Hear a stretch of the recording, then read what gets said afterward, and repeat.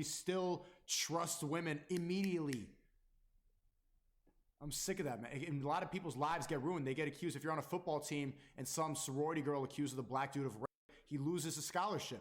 And then even if once they realize that it was nonsense, he still can't get it back. He still missed 2 years. He's still not in the NFL now. But it is sad to watch it happen. It makes me sad that we're here. Jordan? I feel like there'll never be a post-Me Too because at the heart of it, Me Too is just a phrase. You're all right, though. Nah, someone me. I want to get Me Too. You're fine, which knows. You're never, like... The spirit of what Me Too represented will always be relevant, and that is that you are empowering individual women to advocate for themselves and speak out when they feel like they're being wrong. Ideally, you're just trying to be the most transparent and self-accountable person you can be, and you need to hit all of those fronts, if you want it to last on a cultural level. How about beauty standards? We talked a little bit about this. This got brought up at the beginning. How does that tie into femininity? Sorry, I'm very into this idea because I do think it is one of the larger intersections that just doesn't get very discussed, which is, like I was talking about before, barriers and friction are placed up around bodies. And the fatter I get, the older I get, the less people will listen to me, the less value I will have for society. So, I'm already starting out as a woman with no legs. If I had something on my face, I have my beauty. That's one of my privileges. I have my whiteness. That's one of my privileges. I used to have thinness, and now I'm getting fatter. Things are changing. And I think every single time that we talk about feminism, pretty privilege should be discussed because we have these ideas. Because you're fat, that's why. Your skin tone is this, if your hair is this, if your body looks like that, it's about whether or not you... Right, not in the leg term, but in the fat term. You are given an equal opportunity based on what you look like. I saw it. I think a lot of times the women that complain about beauty standards don't complain about them when they got privilege, when they were young and attractive and thin. So it's like, yeah, you're complaining when the privilege is gone, but privilege is invisible to those who have it. And women, it's a privilege. And men don't turn 18 and get looks that we get.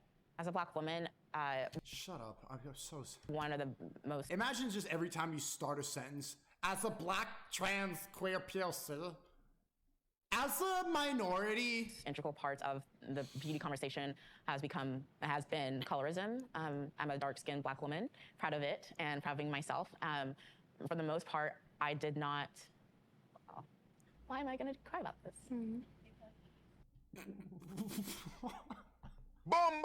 I did not grow up thinking I was beautiful because I was that. And I think in the black...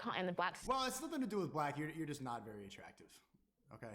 Space, we have these conversations, but I think I'm glad I bring it up. I would fuck the shit out of Lupita, but like it's not your skin tone. You're just not.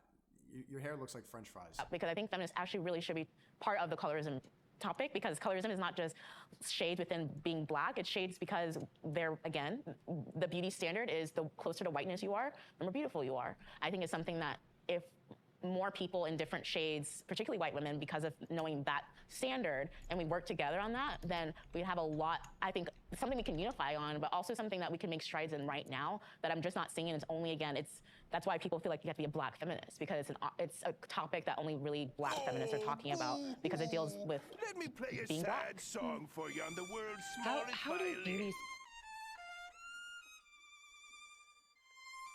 As a black woman who's fat and has French fry hair, feminism should be about how ugly I am, because nobody wants me and they're misogynist and racist for saying it.